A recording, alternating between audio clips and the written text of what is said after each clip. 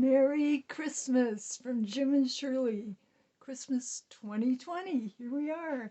Hey, I'm trying a new thing here. And so this is our greeting to you, like a Christmas card. A year or two ago, this I think is backwards in here, but I got a book called Grandma, Tell Me Your Memories. This is from Angel. So I decided to do it. Here we go. Um, those of you that are from a different generation, you'll get to see what life was like a little more in the 50s and a bit of 40s and 60s as well. So here's the start in the 40s for me. Tell me your memories. Here I am. And one of the questions here is, get my glasses on. Do you know any circumstances of your birth?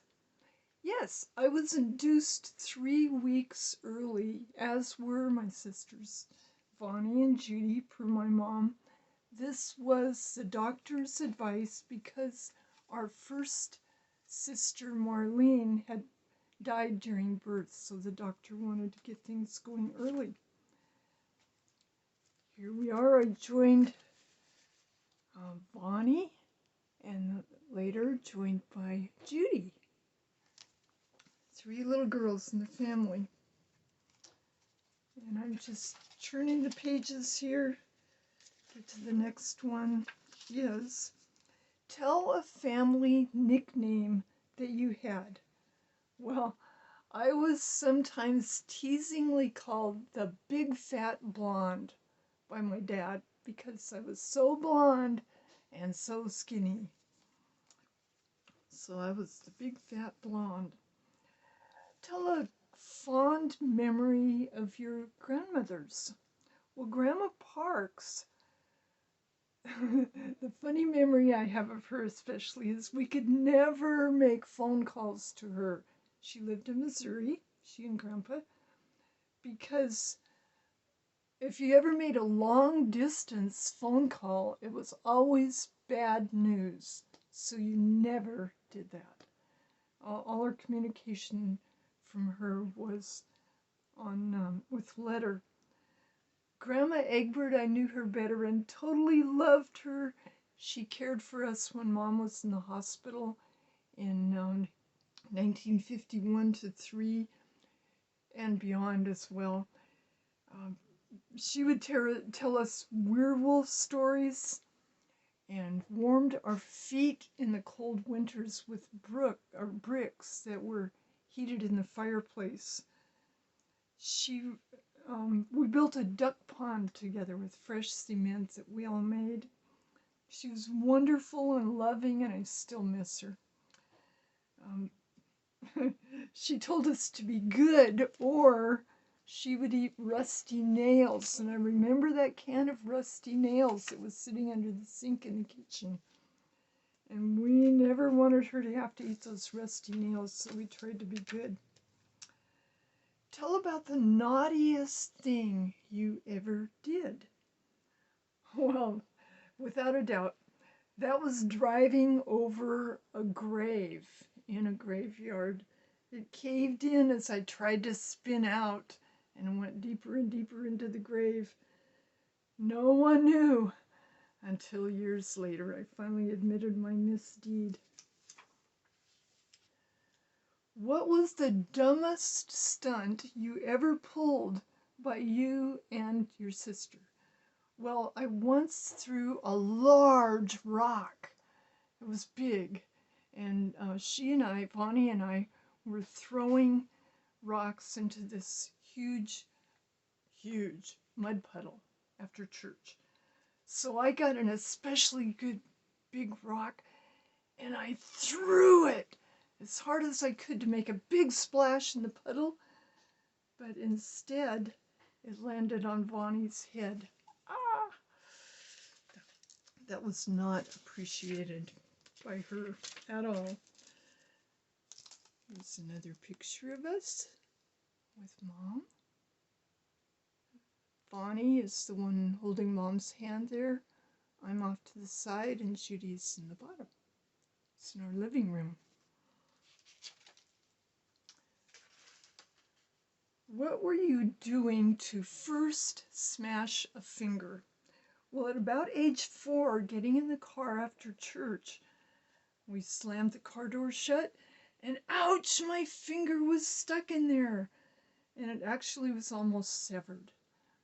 So my parents took me to the doctor right away, and the doctor put it back together, but it was totally crooked. So we went to a second doctor. He took that all apart, put it back together again, and it is pretty good. Let's see. It's that finger right there. Looks all right. Did you ever hop a freight train? Well, no, my dad got the credit for that. But I did play at the tracks and once stood so close to a passing train that I was just inches away and it just about sucked me right into the train. So I stayed a little farther back after that. I did like to walk the rails and keep my balance and put my ear to the rail to listen to trains far away and play chicken with the knife on the crossbars.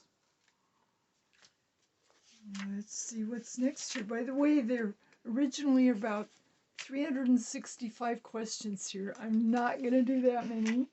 I'm going to do about 40 something. So we're well on our way. Turning the next page here. What was the biggest problem you remember having in grade school? Well, I loved school, so there weren't any problems except in 3rd grade. There was a boy named David Hopkins that considered it his duty and his privilege every morning when I got to school, I was walking up the steps. Yeah, what he did is he punched me as absolutely hard as he could in the arm. Every day I had a really sore arm. I reminded him of that in our 50th high school reunion. He didn't remember, but I did. Tell about how you spent your Sundays when you were a child.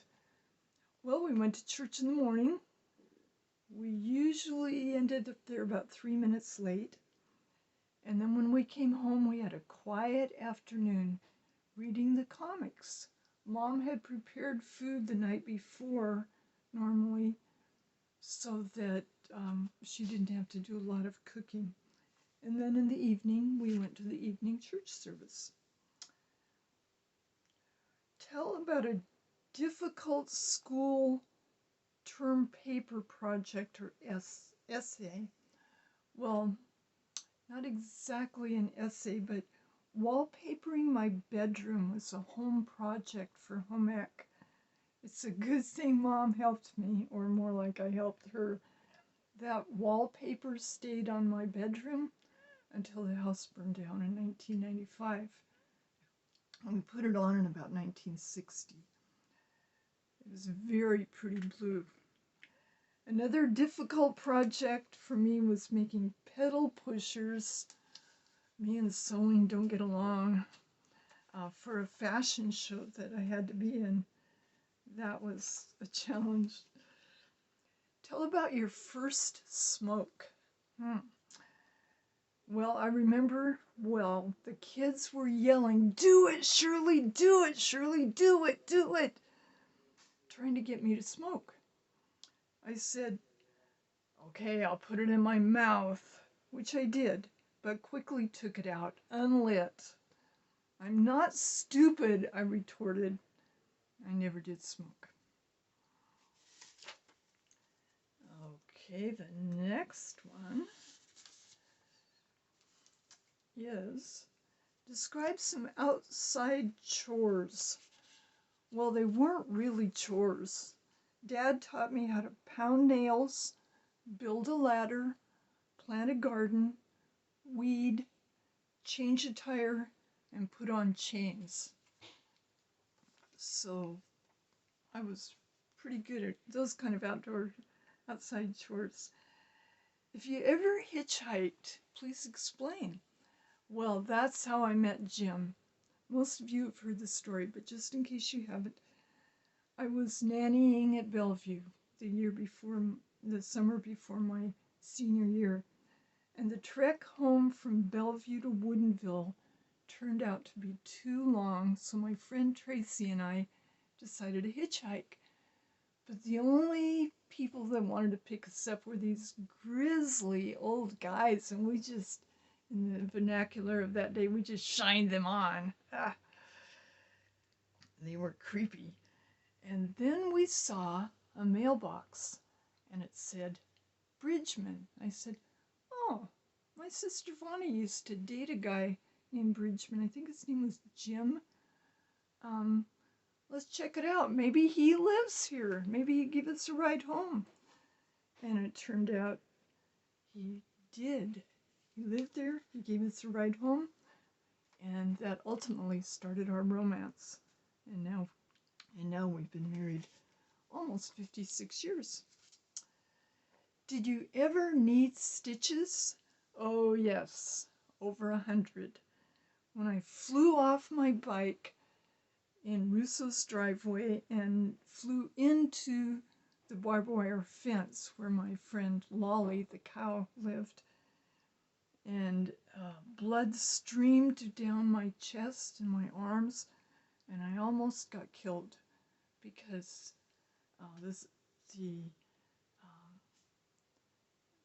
the cuts were so deep and almost severed my aorta.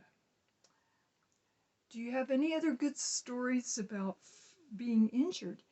Yeah, one of them was when I fell asleep. Actually, I fell unconscious in Russo's paddy wagon on a trip to Bothell. And Mom discovered me and said, wait a minute, she's not usually that quiet. What's going on? And they pulled me out. I was unconscious. Another one, Buster, our neighbor Sill's dog, he decided to follow me when I was on a trek on my bike to go down to Maltby to buy candy and stuff. And he was a mean dog, and he just decided to attack me, and he clawed my legs deeply. So that was another time I got kind of messed up there. Well, what were some crazy names or nicknames in your school? Because my last name was Egbert, I was sometimes called Egghead and Eggbeater, stuff like that. I just laughed. I was also known in the 5th and 6th grade as the walking dictionary because I would win all the spelling bees. Okay. Here's the next one. By the way, this is kind of what I'm reading as I go along. Did you ever try to adopt a wild animal? Not as a kid, but Jim and I adopted Archie and Cindy when we were engaged. They were squirrel monkeys.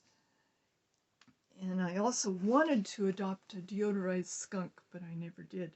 We had a lot of fun with those squirrel monkeys. They stayed in behind my parents' house where I lived, and then moved to our house when we got married.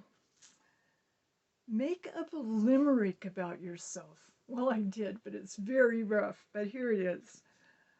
Though I was quiet, my life was a riot. Adventures galore, every day out the door. I seldom ever cried because life was so fun outside. Inside, too, where Mommy read us a book, or we build a fort in our little nook. Friends to play with, and climbing trees, making trails, enjoying the breeze, gardening in the sod, learning to love God, biking and hiking, life was to my liking. So, I'm a poet and I sort of know it. When you played make-believe, what did you pretend? Well, I was Davy Crockett, King of the Wild Frontier. A long stick was over my shoulder like a rifle, and I marched down the road singing, Davy, Davy Crockett, king at the wild frontier. Vonnie and Judy and I also pretended to be Indians doing a rain dance that we learned in Campfire Girls, and we hopped it up, encircling the make-believe fire, trying to get rain to come. Did you have any superstitions? No, but Grandma kind of did. She would not let us walk under a leaning ladder, and she had a thing about black cats. I always liked it when my birthday fell on Friday the 13th, and I still do. No superstitions, just trust in God. Did you ever take anything that wasn't yours? Well, only once that I remember. Taking a penny Tootsie Roll from the counter of the dime store in Bothell.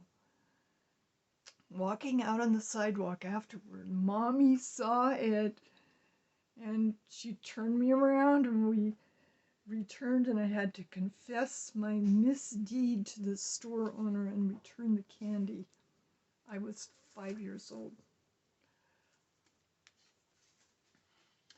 How much do you remember paying for an ice cream cone? A nickel for 1 scoop and a dime for 2. We'd get off the school bus at Mac's Corner while the bus made a loop to drop other kids off, and we'd get our yummy cones and reboard the bus when it returned 6 or 7 minutes later. It was a daily tradition. One more page here. Okay. Tell a favorite memory of your mother. I have a picture in my heart I'll share with you. Coming up the road from the dip north of our house, we'd been looking for a Christmas tree. This one, Vonnie would shout. No, this one, I'd counter. We'd finally pick one, and Mom chopped it down with her axe. I ran ahead a little on the way back. There were Mom and Vonnie and little Judy, Mom dragging the tree. She was young, with shoulder-length, pretty brown hair. That picture always stayed with me. Tell about some good advice your mother gave you. She didn't really give advice, but she lived it. Take cookies to new neighbors. Be patient with everybody. Speak only kind words. Fix nutritious meals. Be a welcoming hostess. Handle money well. Love God and family. Work hard. Take vacations every year, which we did.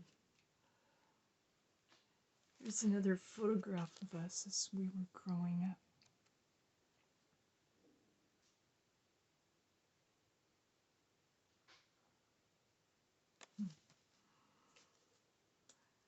All right. Next is describe a very proud moment in your childhood. Well, I liked being in honor society, and I liked getting perfect attendance. But the silly proud one was when I fried my frog's tongue from biology dissecting in 9th grade. It shrank when I fried it, and I laughed and laughed about that. It's still in a little packet in a box in our bedroom. Turn the page. Tell about a strange person that lived in your neighborhood. There were a lot. There was Tony, a teenager that had mental issues, and Lonnie, who was deaf and would scream on the bus really loud, and Josh, the local wino that would wander on the road, and good old Annie McFadden with her dogs. She collected cans and bottles in her gunny sack. And Elmer, the doctor who became a street man, and had a long white beard, and old lady Richardson, who lived in a stump, and my friend Linda across the street. She had a sickness that caused her to be very obese and had a little trouble mentally. But she was proud that we were the same age, 1 month a year. I was friends with all these guys. They were great. Share a horse riding story. That was fun. I was 14. My friend Ruth lived a half-mile down the road. She had 3 horses, and there was a huge pasture nearby. She invited me over to ride with her. My parents were concerned about it being bareback, but I convinced him how safe it was. We would jump streams, lope, canter.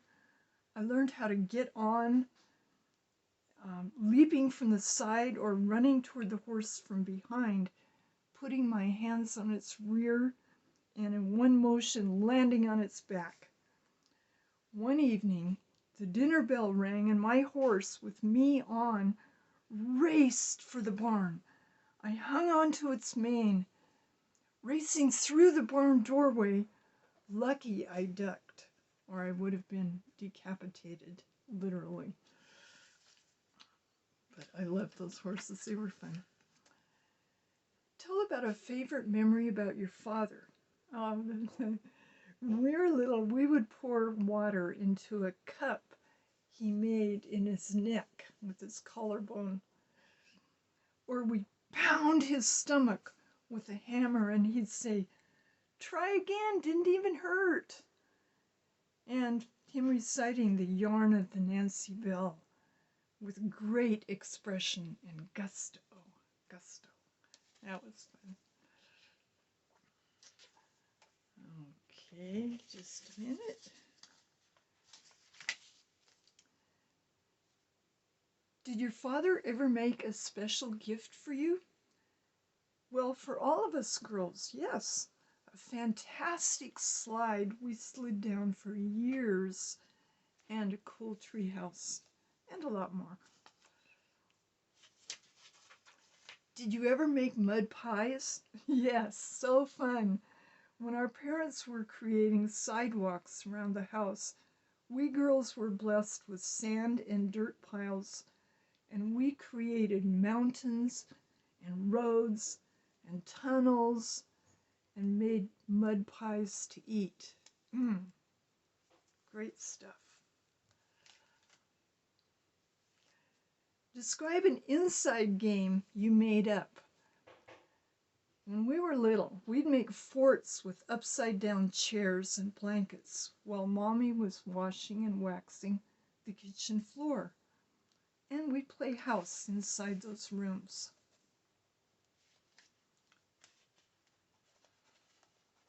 Next is, do you remember having a favorite candy?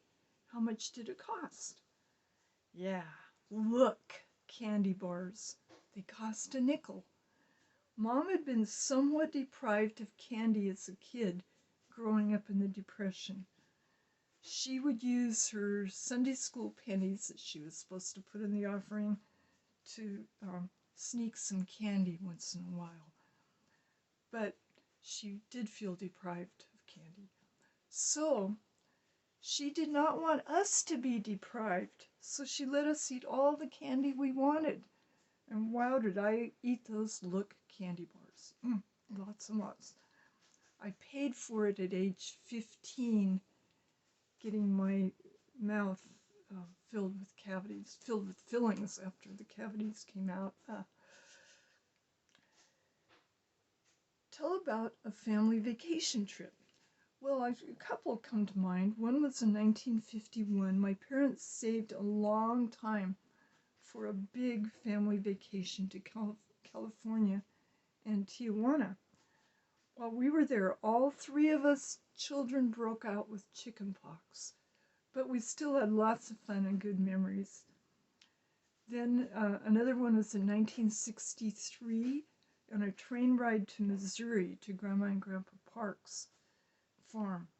My dad and I went out on the caboose, the back of it, and leaned over and watched the tracks race by. Pretty soon the conductor saw and scooted us back inside, but it was sure fun. We took vacations every year except one when Bonnie broke her arm. But we went to Kalaloch lots of times in the Pacific Beach, and um, another trip to California, or excuse me, to Missouri, and went out to Yellowstone. Always fun places.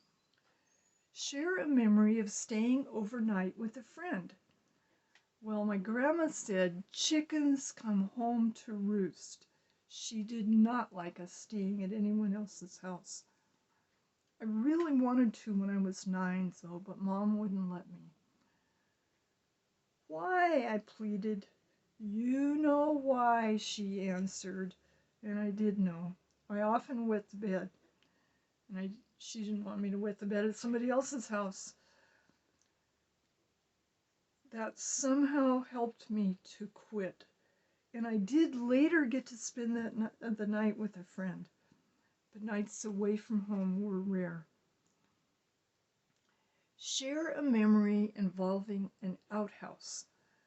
Grandma and Grandpa had an outhouse beside the woodshed out back. The toilet paper was a Sears catalog that you ripped off page by page as needed. Flies buzzed around, and it was kind of stinky. They got a real toilet when I was about 9. What do you